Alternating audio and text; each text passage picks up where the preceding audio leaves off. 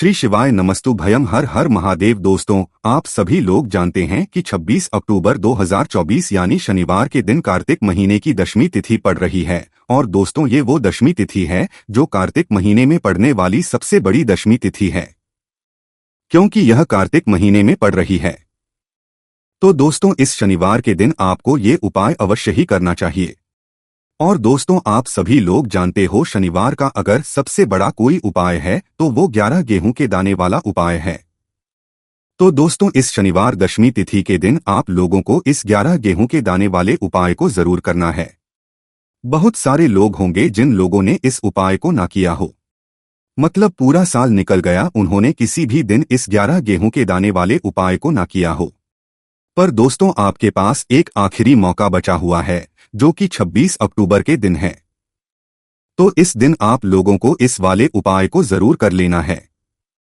भले ही आपने साल भर इस उपाय को ना किया हो, पर अगर आपने इस कार्तिक महीने की दशमी तिथि के दिन अगर इस वाले उपाय को कर लिया तो आपको इस उपाय को करने का वो फल मिलेगा जिसकी आपने कभी कल्पना भी नहीं करी होगी। इसीलिए आप लोग इस वाले उपाय को एक बार जरूर कर लेना ताकि आप लोगों के हाथ से यह मौका ना जा सके और आपको इस उपाय को करने का फल मिल सके। दोस्तों, यह उपाय पंडित जी ने अपनी अभी की ही शिव महापुराण की कथा में आया है, जिस उपाय को आज हम आपको बहुत अच्छे से समझाने वाले हैं। इस वीडियो को देखने के बाद इस उपाय को समझने के लिए आपको कोई और वीडियो को देखने की जरूरत नहीं पड़ेगी। तो चलिए दोस्तों, उपाय को शुरू करते हैं। देखिए, ये इस कार्तिक महीने के शनिवार के दिन यह इतना खास होता है, इतना महत्वपूर्ण होता है। देखा गया है कभी कभी बड़े बड़े पूजा पाठ अनुष्ठान से जो मनोकामना पूर्ण नहीं होते, वो कार्तिक महीने दिन एक छोटे से उपाय करने से ही आपकी मनोकामना पूर्ण हो जाती है। और बहुत सारे लोगों ने इस उपाय को किया भी है और उनको इस उपाय को करने का फल भी जरूर मिला है।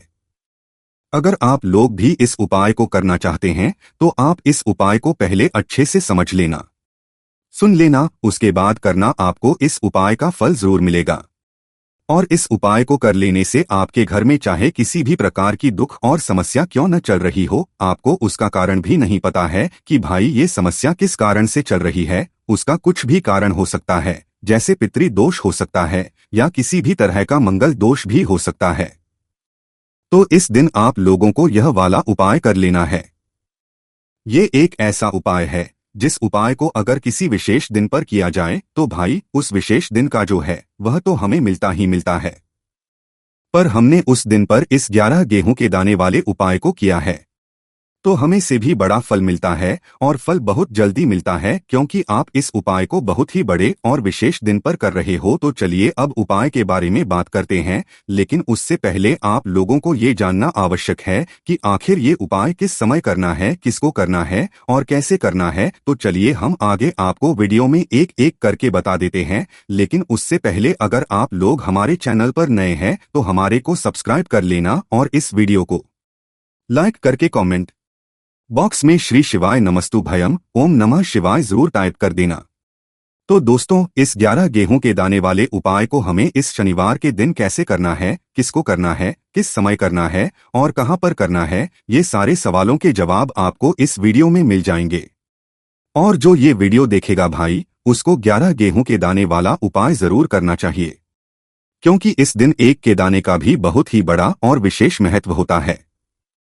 और जब बात आ जाए 11 गेहूं के दाने की तो ये सोने पे सुहागा वाली बात हो जाती है और ये एक बहुत ही बड़ा उपाय हो जाता है इस शनिवार दशमी तिथि का। तो अब दोस्तों, इस 11 गेहूं के दाने वाले उपाय को आखिर करना किसको है, सबसे पहले हम लोग वो बात जान लेते हैं। तो देखो, घर की जो बड़ी माताएं बहनें होती हैं, उन माताओं बहनों में से कोई भी एक बड़ी माता बहन इस वाले उपाय को कर सकती। और दोस्तों, अगर आप चाहे तो अपने घर में से सभी सदस्यों को भी इस उपाय को करवा सकते हैं। अगर किसी व्यक्ति की खुद की कोई मनोकामना है, खुद की कोई दुख और परेशानी है जो कि वह अपने लिए ही करना चाहता है इस वाले उपाय को, तो वह खुद अपने लिए भी कर सकता है। बाकी अगर कोई घर में से ऐसा है जो कि अपने पूरे घर परिवार की सुख और शांति के लिए यह वाला उपाय करना चाहता है तो भाई वह भी कर सकता है, उसमें भी कोई दिक्कत वाली बात नहीं है। का मतलब ये है कि इस उपाय को हर एक सदस्य भी कर सकता है और पूरे घर परिवार के सदस्य के लिए घर की बड़ी माताओं बहनों में से कोई एक माता बहन भी कर सकती है। माताएं बहनें अगर घर में उपस्थित ना हो या वह यह वाला उपाय ना कर पा रही हो तो फिर घर का कोई बड़ा सदस्य भी इस 11 गेहूं के दाने वाले उपाय को कर सकता है। चाहे फिर वह पुरुष ही क्यों ना हो, उसमें कोई भी दिक्कत वाली बात नहीं है। अब दोस्त, इस 11 गेहूं के दाने वाले उपाय को हमें करना कहां पर है? देखो, इस उपाय को हमें मंदिर में ही करना है। बहुत सारे लोग प्रश्न करते हैं, हर एक उपाय को करते समय क्या हम इस उपाय को घर पर या मंदिर में कर सकते हैं? देखो, तो इस वाले उपाय को आप मंदिर पर करोगे तो अच्छा रहेगा, घर में नहीं करना है इस वाले उपाय को। उसके बाद में दोस्तों, जो अगला प्रश्न निकल कर आता है वो यह आता है इस उपाय को लेकर कि आखिर इस उपाय को हमें किस समय करना है, सुबह के समय है कि शाम के समय करना है? तो देखो, इस वाले उपाय को आप लोग सुबह के समय भी कर सकते हो और शाम के समय प्रदोष काल में भी कर सकते हो। अब अगर आप पूछो कि भाई साहब सबसे उत्तम समय कौन सा रहेगा इस 11 गेहूं के दाने वाले उपाय को करने का, तो हम आपसे बस यही कहेंगे कि इस उपाय को आप शाम के समय करेंगे तो ज्यादा बेहतर होगा, क्योंकि दशमी तिथि इस दिन है और इस दिन प्रदोष काल के बहुत महत्व होता है। बाकी अगर सुबह के समय भी करेंगे तो भी अच्छा होगा, कोई भी दिक्कत वाली बात नहीं है। तो अब दोस्तों, जो अगली सबसे बड़ी और महत्वपूर्ण बात आती है वो यह आती है कि सुबह अगर हम उपाय को करेंगे तो हमें कितने बजे से लेकर कितने बजे तक के बीच में करना है, और शाम के समय प्रदोष काल में करेंगे तो हमें कितने बजे से लेकर कितने बजे के बीच में करना है। तो देखो, सुबह जितनी जल्दी हो सके आप उपाय को करने की कोशिश करना। बाकी अगर किसी कारणवश लेट भी हो जाओ, थोड़ी देर भी हो, 10 या 11 बजे तक भी आप उपाय कर लेना, पर 12 बजे से ज्यादा देरी ना हो, ठीक है? इस बात का ध्यान रखना। उसके बाद में दोस्तों, अगर शाम के समय प्रदोष काल की बात करें, प्रदोष काल का जो समय है होता है वो शाम के 6 बजे से शुरू हो जाता है। मतलब शाम के 6 बजे से लेकर 7 बजे के बीच का जो समय होता है ये समय प्रदोष काल का समय होता है। पर अभी जो मौसम चल रहा है इस मौसम में जो है शाम बहुत जल्दी से होती, तो आप इस उपाय को 7 या 8 बजे के बीच में भी कर सकते हो। मतलब शाम के 6 बजे से रात 8 बजे के बीच में आप कभी भी इस वाले उपाय को कर सकते हो, उसमें कोई भी दिक्कत वाली बात नहीं है। परंतु शनिवार के दिन कोशिश करना कि समय के अंतर्गत ही कर लो, किसी कारणवश ना कर पाओ तो थोड़ा देरी से भी कर सकते हो, आपको उपाय का फल जरूर मिलेगा। देखो, गुरुजी ने कहा है कि शनिवार दशमी तिथि के दिन आपको 11 गेहूं के दाने वाला उपाय तो अवश्य ही करना। देखो, सबसे पहला उपाय, यदि आपके जीवन में कर्जा बहुत अधिक है, आपके जीवन में संकट बहुत अधिक रहते हैं, आपके ऊपर बहुत अधिक विपदा आ रही है, बार बार आपको अपने व्यापार में और अपने धन में हानि देखने को मिल रही है, यानी कि आपको प्रत्येक कार्य में हानि हो रही है, तो आपको यह उपाय करना चाहिए। देखिए, इस उपाय के लिए आपको 11 गेहूं के दाने आपको लेने हैं, ठीक है? दाने लेने के बाद में आपको जरूरत होगी चावल के दानों की। 11 चावल के दाने और 11 गेहूं के दाने, और चावल के दाने खंडित नहीं होने चाहिए। अब आप कहोगे भैया गेहूं कहाँ से लेने हैं? देखो, आपको किसी भी किराना स्टोर के साथ गेहूं के दाने मिल जाएंगे, जाके ले लेना, ठीक है ना? 11 गेहूं 11 चावल के दाने लेने हैं। साथ ही साथ आपको एक तांबे का लोटा लेना है और उस तांबे के लोटे में आपको जल भरना है। जल आपका खुद के घर का होना चाहिए, मंदिर का नहीं। अब आप ये सब सामग्री लेकर पहुंच जाओगे महादेव के शिवलिंग के पास में शाम के टाइम पे प्रदोष काल में। देखो, जब आप ये उपाय कर रहे हो तो अपना फेस रखना उत्तर दिशा, नॉर्थ डायरेक्शन की तरफ। अब यहाँ पे जो मैं आपको क्रम बताने जा रहा हूँ ना, उस मेरे क्रम को बहुत ध्यान से सुनिए। महादेव को अगर कोई सबसे प्रिय है ना, तो उनकी सबसे छोटी पुत्री जिनका नाम है माता अशोक सुंदरी, जो आपके पास में चावल के 11 दाने हैं ना, उन चावल के 12 दानों को माता अशोक सुंदरी के स्थान पर आपको अपना नाम और गोत्र बोलते हुए समर्पित कर देने हैं ना। चावल के दानों को रखने के बाद में जो आपके पास में तांबे का लौटा है ना, उस तांबे के लौटे को कहीं पे भी हम जल नहीं चढ़ाएंगे, सिर्फ और सिर्फ माता अशोक सुंदरी का जो हस्तकमल आपको दिख रहा है यहीं पे गोल गोल आपको समर्पित करना है उसी जल को, और कहीं नहीं, ना तो माता अशोक सुंदरी के स्थान पर ना तो शिवलिंग के ऊपर, सिर्फ को यहाँ पे गोल गोल जलाधारी पर आपको उस जल को समर्पित करना है। अब आपके पास में बचे हुए हैं 11 गेहूं के दाने और बचे हैं उन्हीं 11 गेहूं के दाने को आपको अपनी मनोकामना अपने विशेष कहते हुए महादेव के शिवलिंग के ऊपर अगर आप दशमी तिथि के दिन प्रदोष काल में कर देते हैं तो आपकी जो भी मनोकामनाएं होंगी, जो भी विश होंगी, महादेव पूरी जरूर करते हैं। अन्न को समर्पण करने से, उस खासकर गेहूं को समर्पण करने से हमारी इच्छाएं पूरी होती हैं, और अगर वो दिन दशमी तिथि का दिन हो तब तो इससे सुंदर संयोग कुछ भी नहीं हो सकता। आपकी इच्छाओं को पूरा करने के लिए बहुत स्पेशल, बहुत प्यारा सा उपाय आप सभी को जरूर करना है। ध्यान में रखिएगा, यह उपाय प्रदोष काल में करना है। देखो, गुरु जी ने कहा है, भगवान शिव के शिवलिंग पर 33 कोटि देवी देवताओं का वास होता है। अगर हम शिवलिंग के सामने कुछ भी उपाय करते हैं तो हमारे सभी देवी देवता हमसे खुश हो जाते हैं। ये उपाय आपको करना है। देखो, सुबह के टाइम नहीं कर सकते, ठीक है। अब बात करते हैं अगले उपाय की। देखिए, आगे बढ़ने से पहले वीडियो को एक लाइक जरूर करें। देखो, इस उपाय को करने के लिए सबसे पहले तो आपको 2 मिट्टी के दीपक लेने होंगे। अगर आपके पास मिट्टी के दीपक नहीं है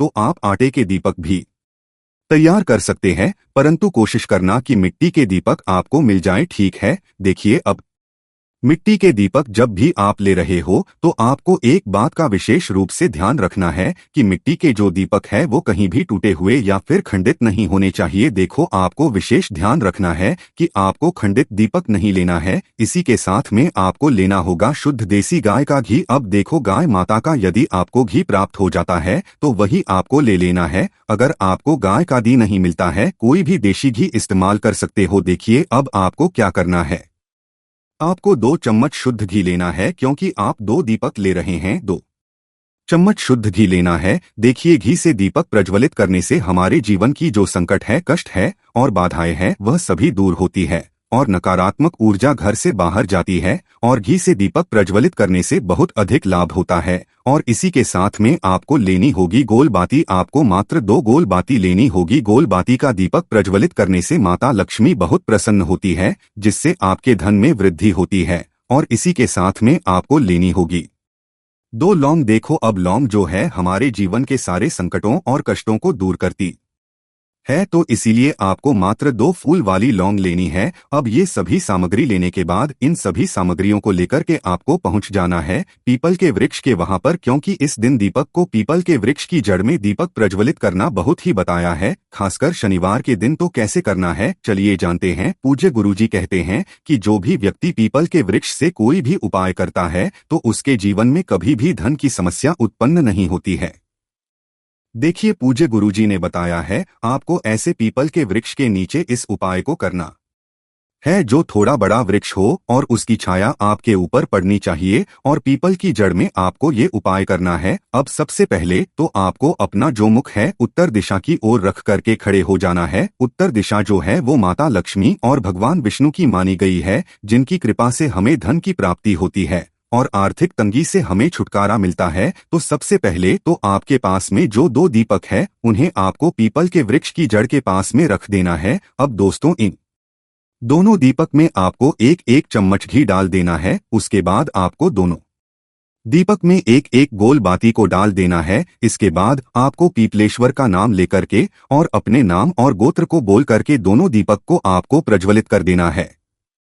उसके बाद जो आपके पास 2 लौंग हैं उनमें से आपको 1 लौंग को अपने सीधे हाथ में रखना है, और जो दीपक है पहला दीपक, उसके ऊपर से आपको पहले लौंग को 11 बार घुमाना है। देखिए, यदि आप 11 बार घुमा रहे हैं तो आपको 11 बार इस मंत्र का जाप कर लेना है, और आपको अपना नाम और गोत्र को बोल करके धन की प्राप्ति हो, धन की जितनी भी समस्याएं हैं वह सभी दूर हो, ऐसे आपको प्रार्थना कर लेनी है। और ये जो पहली लौंग है इसे आपको दीपक के अंदर डाल देना है। अब इसके बाद आपको दूसरी लौंग को भी लेना है और बाएं वाले दीपक के ऊपर से भी आपको इससे लौंग को 11 बार घुमा देना है, और 11 बार आपको ओम नमो भगवते वासुदेवाय नमः इस मंत्र का जाप कर लेना है। उसके बाद इस जलते हुए दीपक में अपना नाम और अपनी गोत्र को बोल करके इस जलते हुए दीपक में ये लौंग आपको डाल देनी है। देखिए, पूज्य गुरुजी कहते हैं कि जो भी व्यक्ति इस उपाय को सावन मास की शनिवार की षष्ठी तिथि पर कर लेता है उसके जीवन में कभी भी धन से जुड़ी समस्या उत्पन्न नहीं होती है। उसका जो सोया हुआ भाग्य है वह चमक उठता है और धन की देवी माता लक्ष्मी की प्राप्ति होती है। अब दोस्तों, हम जान लेते हैं पूज्य गुरुजी बताए गए तीसरे विशेष उपाय के बारे में। देखिए, सावन माह की कल षष्ठी तिथि है तो ये उपाय भी आपको अवश्य करना चाहिए। देखिए, यदि आप चाहते हैं कि आपके जीवन में चारों दिशाओं से धन की कोई भी कमी ना हो, यानी कि आपके जीवन में चारों दिशाओं से धन के जो स्रोत है वो बंद ना हो और चारों दिशाओं से आपके घर में आपके जीवन में धन आए, तो आपको आज के दिन ये उपाय करना चाहिए। आज के दिन पीपल के वृक्ष में विष्णु और माता लक्ष्मी का निवास होता है। पीपल के वृक्ष में देखिए आपको एक चौमुखी दीपक लेना है। आप माटी का दीपक भी ले सकते हैं और आटे का दीपक भी आप बना सकते हैं। देखिए दीपक के अंदर आपको 4 बातियों का प्रयोग करना है, साथ ही साथ दीपक में आपको घी का प्रयोग करना है। अगर घी आपके पास नहीं है तो आप तिल के तेल का प्रयोग भी कर सकते हैं और साथ में आपको एक चुटकी हल्दी भी लेनी होगी। अब देखो ये जो दीपक है आपको पीपल के वृक्ष के वहां पर लेकर के पहुंच जाना है। देखिए ये जो दीपक है आपको माता लक्ष्मी के निमित्त प्रज्वलित करना है, इसलिए आपको महालक्ष्मी इस मंत्र का वहां पर 108 बार जाप करना है। पीपल के वृक्ष के वहां पर यह जो चौमुखी दीपक है आपको उत्तर दिशा की ओर अपना मुख करके प्रज्वलित करना है। यह दीपक आपके घर में सुख समृद्धि प्रदान करेगा और आपकी जो दरिद्रता है उसे दूर तो इस प्रकार से आपको ये दूसरा उपाय कर लेना है। अब दोस्तों हम सबसे अंत में जान लेते हैं चौथे चमत्कारी उपाय के बारे में। ये उपाय विशेषकर रोग मुक्ति के लिए होने वाला है। देखिए इस उपाय के लिए आपको मात्र थोड़ा सा शहद ले लेना है और इसी शहद के साथ में आपको मात्र 1 लोटा शुद्ध जल लेना है। तांबे के पात्र के अंदर अपने घर से अब सिर्फ ये दोनों सामग्री लेकर के सीधे आपको पहुंच जाना है। भगवान शिव के मंदिर में पूज्य गुरु जी ने बताया है कि शनिवार के दिन पर आप ये उपाय सुबह के समय भी कर सकते हैं और शाम के समय में भी कर सकते हैं। देखिए सबसे पहले तो आप जो ये शहद लेकर के गए हैं, इस शहद से आपको माता अशोक सुंदरी वाले स्थान पर ओम का निर्माण कर देना है। यह जो ओम है आपको अपने सीधे हाथ की चींटी उंगली के पास वाली उंगली अनामिका उंगली उसी से बनाना है और इसके बाद जो आपके पास 1 लोटा शुद्ध लल है इससे भी आपको धीरे धीरे भगवान शिव के शिवलिंग पर अर्पित करते जाना है। श्री शिवाय नमस्तुभयम इस मंत्र का जाप करते हुए पूज्य गुरु जी ने बताया कि जल आपको बिल्कुल धीरे धीरे समर्पित करना होगा और समर्पित करते हुए आपको कम से कम 11 बार या फिर 21 बार इस मंत्र का जाप कर लेना है। लेकिन जैसे ही ये जल शिवलिंग से होकर के जलाधारी की ओर बह करके आएगा तो इस जल को उसी पत्र में थोड़ा सा जल लेना है और यह जल आपको महादेव से औषधीय स्वरूप प्राप्त कर लेना है। आपको महादेव से प्रार्थना कर लेनी है कि हे महादेव, मैं इस जल को औषधीय स्वरूप अपने घर लेकर के जा रहा हूँ। मेरे परिवार के सदस्यों के शरीर में बीमारी हो चुकी है, उस बीमारी को ठीक करने के लिए आप इस जल को औषधीय स्वरूप बना दीजिए। इस प्रकार से प्रार्थना करते हुए यह जल आपको अपने घर लेकर के जाना है। अब दोस्तों इस जल का आपको उस व्यक्ति को आचमन करवाना है जो व्यक्ति बहुत अधिक बीमार है, यानी कि थोड़ा थोड़ा जल आपको उस व्यक्ति को आचमन करवा देना है। पूज्य गुरु जी ने बताया है कि जो भी व्यक्ति इस जल का आचमन कर लेता है उसका सभी रोग और बीमारी दूर हो जाती है। तो दोस्तों 26 अक्टूबर 2024 यानी शनिवार के दिन कार्तिक की नवमी तिथि पड़ रही है दोस्तों, और यह वह शनिवार है जो कार्तिक महीने में पड़ने वाला सबसे बड़ा शनिवार नवमी तिथि है। क्योंकि यह कार्तिक महीने में पड़ रहा है तो दोस्तों इस शनिवार के दिन आपको यह उपाय अवश्य ही करना चाहिए। और दोस्तों आप सभी लोग जानते हो शनिवार नवमी तिथि का अगर सबसे बड़ा कोई उपाय है तो 11 काले तिल वाला उपाय है।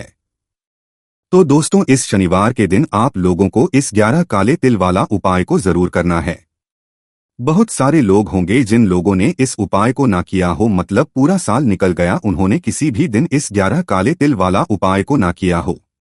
पर दोस्तों आपके पास एक आखिरी मौका बचा हुआ है जो कि 26 अक्टूबर के दिन है।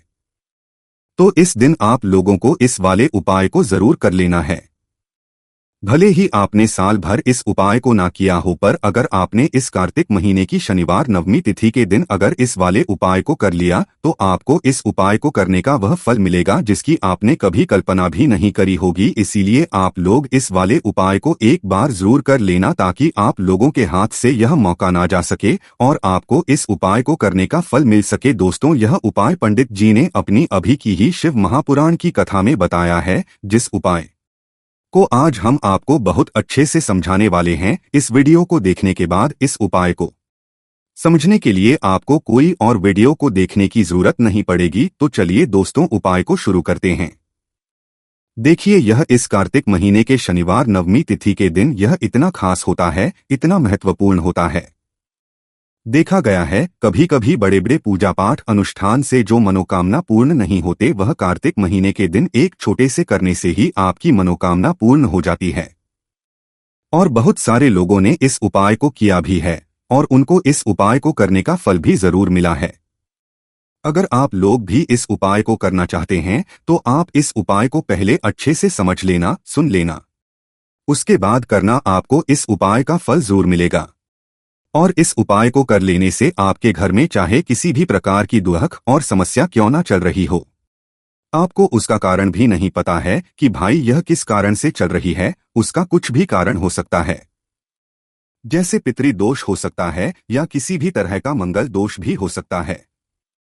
तो इस दिन आप लोगों को 11 काले तिल वाला उपाय कर लेना है। यह एक ऐसा उपाय है जिस उपाय को अगर किसी विशेष दिन पर किया जाए तो भाई उस विशेष दिन का जो है वह तो हमें मिलता ही मिलता है। पर हमने उस दिन पर इस 11 काले तिल वाला उपाय को किया है तो हमें उससे भी बड़ा फल मिलता है, फल बहुत जल्दी मिलता है, क्योंकि आप इस उपाय को बहुत ही बड़े और विशेष दिन पर कर रहे हो। तो चलिए अब उपाय के बारे में बात करते हैं, लेकिन उससे पहले आप लोगों को यह जानना आवश्यक है कि आखिर यह उपाय किस समय करना है, किसको करना है और कैसे करना है। तो चलिए हम आगे आपको वीडियो में एक एक करके बता देते हैं, लेकिन उससे पहले अगर आप लोग हमारे चैनल पर नए हैं तो हमारे चैनल को सब्सक्राइब कर लेना और इस वीडियो को करके कमेंट बॉक्स में श्री शिवाय नमस्तु भयम ओम नमः शिवाय जरूर टाइप कर देना। तो दोस्तों इस 11 काले तिल वाला उपाय को हमें इस शनिवार नवमी तिथि के दिन कैसे करना है, किसको करना है, किस समय करना है और कहां पर करना है, यह सारे सवालों के जवाब आपको इस वीडियो में मिल जाएंगे। और जो यह वीडियो देखेगा भाई उसको 11 काले तिल वाला उपाय जरूर करना चाहिए, क्योंकि इस दिन काले तिल का भी बहुत बड़ा और विशेष महत्व होता है। और जब बात आ जाए 11 काले तिल वाला उपाय की तो यह सोने पे सुहागा वाली बात हो जाती है और यह एक बहुत ही बड़ा उपाय हो जाता है इस शनिवार नवमी तिथि का। तो अब दोस्तों इस 11 काले तिल वाला उपाय को आखिर करना किसको है, सबसे पहले हम लोग वह बात जान लेते हैं। तो देखो घर की जो बड़ी माताएं बहनें होती हैं उन माताओं बहनों में से कोई भी एक बड़ी माता बहन इस वाले उपाय को कर सकती है। और दोस्तों अगर आप चाहे तो अपने घर में से सभी सदस्यों को भी इस उपाय को करवा सकते हैं। अगर किसी व्यक्ति की खुद की कोई मनोकामना है, खुद की कोई दुख और परेशानी है जो कि वह अपने लिए ही करना चाहता है इस वाले उपाय को, तो वह खुद अपने लिए भी कर सकता है। बाकी अगर कोई घर में से ऐसा है जो कि अपने पूरे घर परिवार की सुख और शांति के लिए यह वाला उपाय करना चाहता है तो भाई वह भी कर सकता है, उसमें भी कोई दिक्कत वाली बात नहीं है। कहने का मतलब ये है कि इस उपाय को हर एक सदस्य भी कर सकता है और पूरे घर परिवार के सदस्य के लिए घर की बड़ी माताओं बहनों में से कोई एक माता बहन भी कर सकती है। माताएं बहनें अगर घर में उपस्थित ना हो या वह यह वाला उपाय ना कर पा रही हो तो फिर घर का कोई बड़ा सदस्य भी इस 11 काले तिल वाला उपाय को कर सकता है, चाहे फिर वह पुरुष ही क्यों ना हो, उसमें कोई भी दिक्कत वाली बात न है। उसके बाद में दोस्तों जो अगला प्रश्न निकल कर आता है वह यह आता है इस उपाय को लेकर कि आखिर इस उपाय को हमें किस समय करना है, सुबह के समय करना है कि शाम के समय करना है। तो देखो इस वाले उपाय को आप लोग सुबह के समय भी कर सकते हो और शाम के समय प्रदोष काल में भी कर सकते हो। अब अगर आप पूछो कि भाई साहब सबसे उत्तम समय कौन सा रहेगा इस 11 काले तिल वाला उपाय को करने का, तो हम आपसे बस यही कहेंगे कि इस उपाय सुबह के समय करेंगे तो ज्यादा बेहतर होगा। बाकी अगर शाम के समय भी करेंगे तो भी अच्छा होगा, उसमें कोई भी दिक्कत वाली बात नहीं है। तो अब दोस्तों जो अगली सबसे बड़ी और महत्वपूर्ण बात आती है वह यह आती है कि सुबह अगर हम उपाय को करेंगे तो हमें कितने बजे से लेकर कितने बजे तक के बीच में करना है, और शाम के समय प्रदोष काल में करेंगे तो हमें कितने बजे से लेकर कितने बजे के बीच में करना है। तो देखो सुबह जितनी जल्दी हो सके आप उपाय को करने की कोशिश करना। अगर किसी कारणवश लेट भी हो जाओ, थोड़ी देर भी हो जाए तो 10 या 11 बजे तक भी आप उपाय कर लेना, पर 12 बजे से ज्यादा देरी ना हो, ठीक है, इस बात का ध्यान रखना। उसके बाद में दोस्तों अगर शाम के समय प्रदोष काल की बात करें, प्रदोष काल का जो समय होता है वह शाम के 6 बजे से शुरू हो जाता है। मतलब शाम के 6 बजे से लेकर 7 बजे के बीच का जो समय होता है यह समय प्रदोष काल का समय होता है। इस उपाय को 7 या 8 बजे के बीच में भी कर सकते हो, मतलब शाम के 6 बजे से रात 8 बजे के बीच में आप कभी भी इस उपाय को कर सकते हो, उसमें कोई भी दिक्कत वाली बात नहीं है। परंतु 26 अक्टूबर शनिवार नवमी तिथि के दिन कोशिश करना कि समय के अंतर्गत ही कर लो, किसी कारणवश ना कर पाओ तो थोड़ा देरी से भी कर सकते हो, आपको उपाय का फल जरूर मिलेगा। देखिए इस वीडियो में हम पूज्य गुरुजी द्वारा बताए गए 3 बहुत ही चमत्कारी उपाय बताने वाले हैं। इनमें से जो भी उपाय आपके लिए उचित है उसे आप कर सकते हैं। चलिए दोस्तों, सबसे पहले हम जान लेते हैं गुरुजी द्वारा बताए गए पहले खास उपाय के बारे में। देखिए इस उपाय को लेने के लिए आपको 11 काले तिल के दाने ले लेना है और इसी के साथ में आपको एक गुड़ का टुकड़ा ले लेना है। गुड़ का जो टुकड़ा है वह हमारे जीवन से दुर्भाग्य को दूर करता है, साथ ही साथ हमारे जीवन में जो नकारात्मक ऊर्जा है उसे समाप्त करता है, हमारे जीवन में तेज की वृद्धि करता है, जिससे हमारे जीवन से जो आलस्य है वह हमेशा के लिए समाप्त हो जाता है। और जो आपने 11 काले तिल के दाने लिए हैं, 11 काले तिल के दाने महादेव के समक्ष समर्पित करने से हमारी जो दुर्भाग्य की लकीरें हैं वह समाप्त होती हैं, हमारे जीवन में सौभाग्य प्राप्त होता है, धन धान के हमारे जीवन में वृद्धि होती है। और साथ ही साथ यदि कर्ज की समस्या चल रही है तो बड़े से बड़ा जो कर्ज है वह भी दूर होता है। अब इसी के साथ में आपको मात्र 1 लोटा शुद्ध जल ले लेना है तांबे के पात्र के अंदर। अब दोस्तों ये तीनों सामग्री लेकर के आपको पहुंच जाना है भगवान शिवा के मंदिर में। पूज्य गुरु जी ने बताया है कि यह उपाय आपको विशेषकर शनिवार के दिन और कार्तिक महीना है तो आपको अवश्य करना है। कार्तिक मास के इस शनिवार पर इस उपाय को आप सुबह भी कर सकते हैं और शाम के समय भी कर सकते हैं। पूरे दिन में जब भी आपको समय मिलता है उस समय आप इस उपाय को कर सकते हैं। देखिए शिवा मंदिर पहुंचने के बाद आपके पास जो 11 काले तिल के दाने हैं उन्हें आपको एक एक करके उस पात्र के अंदर डालते जाना, यानी कि आपको एक काला तिल डालना है, फिर आपको श्री शिवाय नमस्तु भयम इस मंत्र का जाप करना है, फिर दूसरा काला तेल डालना है, फिर आपको श्री शिवाय नमस्तु भयम इस मंत्र का जाप करना है। इस प्रकार से आपको 11 बार श्री शिवाय नमस्तु भयम इस मंत्र का जाप करना है और 11 काले दीर पात्र के अंदर आपको डाल देने हैं। फिर दोस्तों आप जो एक गुड़ का टुकड़ा लेकर के आए हैं उस गुड़ के टुकड़े को भी आपको उस पात्र के अंदर डाल देना। अब दोस्तों इस प्रकार से आपका यह जो 1 लोटा जल है यह तैयार हो चुका है। अब दोस्तों इस 1 लोटे जल को आपको भगवान शिव के शिवलिंग पर अर्पित करते जाना है और लगातार आपको शिव महापुराण के मूल मंत्र श्री शिवाय नमस्तु भयम इस मंत्र का जाप करते रहना है। पूज्य गुरुजी ने बताया है कि जल आपको इतने धीरे समर्पित करना है कि जल समर्पित करते हुए आप कम से कम 11 बार श्री शिवाय नमस्तु भयम इस मंत्र का जाप कर सके। फिर इसके बाद जीवन में जो दुर्भाग्य की समस्या चल रही है, आपके जीवन में जो धन से संबंधित समस्या चल रही है, व्यापार जो है आपका अच्छे से नहीं चल पा रहा है, नौकरी में आपको धन की प्राप्ति नहीं हो पा रही है, तो पूज्य गुरुजी ने बताया है कि आपको प्रार्थना कर लेनी है और पुनः आपको अपने घर पर आ जाना है। देखिए पूज्य गुरुजी ने एक विशेष जानकारी और दी है कि जब भी आप कार्तिक मास के इस रविवार पर इस उपाय को करेंगे तो इस उपाय को करते समय आपको 11 बार सुरेश्वर महादेव का स्मरण भी करना है। पूज्य गुरु जी ने बताया है कि यदि आप कार्तिक मास के शनिवार के दिन इस उपाय को करते हैं तो आपके जीवन से जो सारा दुर्भाग्य है वह समाप्त हो जाता है और आपका जीवन जो है वह धन धान्य तथा वैभव से भर जाता है। अब दोस्तों इसके बाद हम जान लेते हैं पूज्य गुरु जी द्वारा बताए गए दूसरे खास उपाय के बारे में जो आपको अपने जीवन में धन धान्य की प्राप्ति करवाता है।